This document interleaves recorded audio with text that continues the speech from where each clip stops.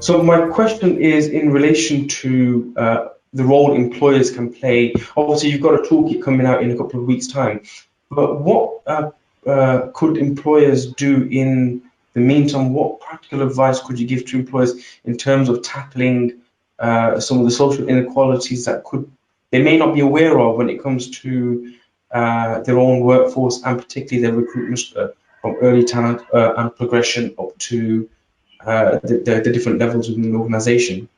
Stephen, do you want to go for that? Yeah, I do think, and again, the toolkit is a great example of real lived experience of how to reach out to those communities. If you can't do it yourself, by the way, there are some very good charities that help that. At Hall & Co, we've actually used a partner to reach out to those communities to get our sort of apprentices in, and they are great young people. So really happy with that. Think hard about, again, if you're an employer, you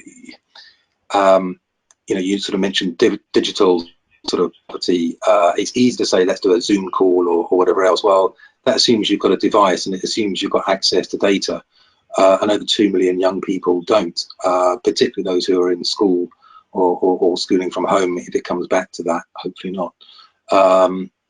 So again, being very thoughtful as to how the impacts that can have. So does someone have access to data? Does someone have access to a device? Does someone have access to a quiet corner of a home where they can sit and have a focused conversation? Not always easy to do.